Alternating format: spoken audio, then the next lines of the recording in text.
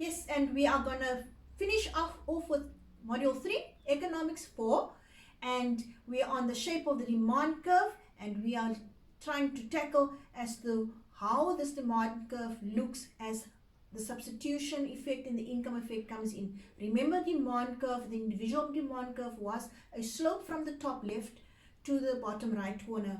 But now as the substitution effect comes in, we know that the curve is going to start making a slant to outwards, because the demand will increase of one product as the price increase of the other product. Let me run that again.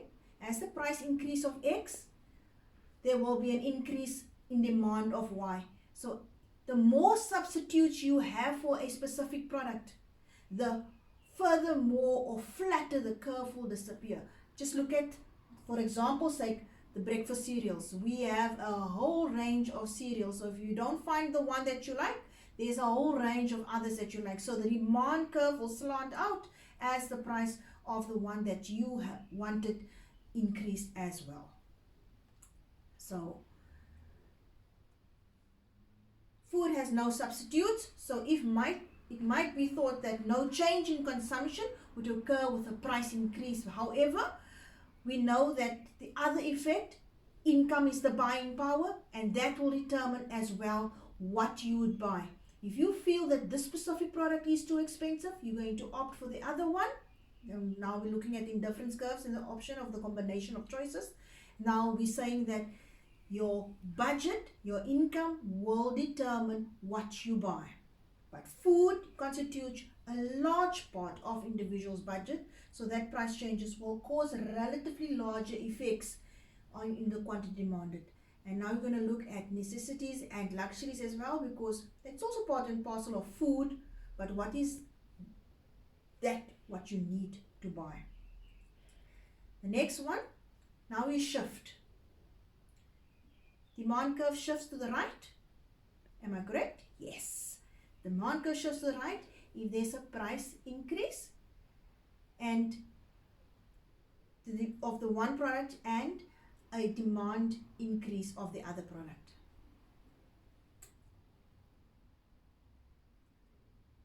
X is a normal good and income increases, demand increases in shown in panel A.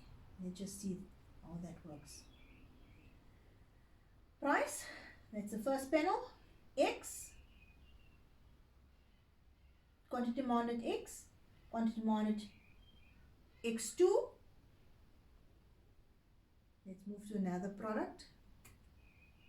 Can you see how it shifts? These shifts we've conducted in the end of module 1, starting with the module 2.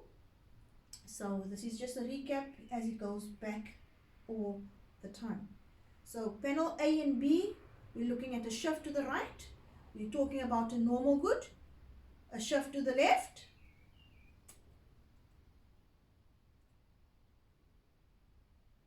Are the complement goods. Let's look again. So, a shift to the right, you will always look at a product that you're going to demand if the price increases in the other product.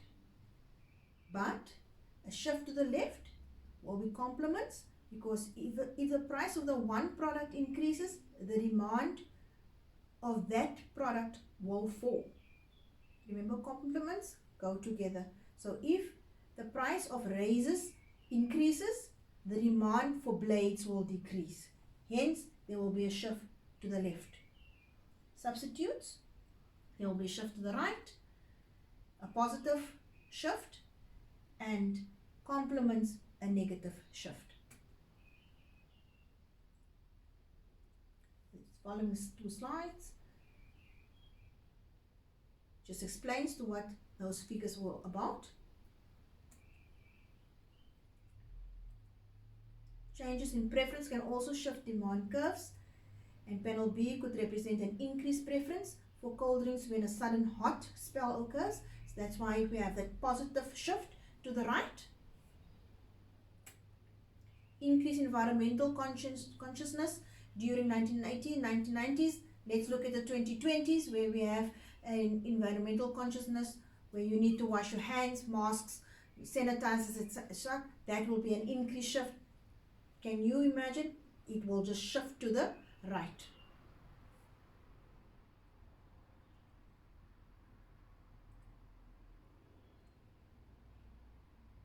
Be careful when you use terminology. A movement downward along a stationary demand curve. If the demand curve is standing still, it's not shifting, and you're moving up and down of this curve or the slope, you're just moving up and down the slope. We're talking about a response in the fall of price that increases the demand. A movement downward along a stationary demand curve is a response in the fall of price, while a rise in price of the good results in a decrease in quantity demanded. A rightward shift. Now that's the slope is no longer standing still, it's no longer stagnant, it's moving. And you're not moving along this curve, you are shifting the entire curve to the left or to the right. A rightward shift in demand curve is called an increase in demand, and while a leftward shift is called a decrease in demand. That concludes Module 3. And I am so happy that we could have spoken about the budget lines, we could have spoken about income, and yes, saving is a household name. If you do not spend it on goods, complementary goods, normal goods, substitute goods, or inferior goods, that you're going to save your money and then you're going to put it in investments, etc. That's a concept that has been a long old, and it's an age-old concept that you have been dragging through N1, N2, and N3. So we will not ransack that, but I am happy to have said that Module 3 is completed, and thank you very much. Till we see again.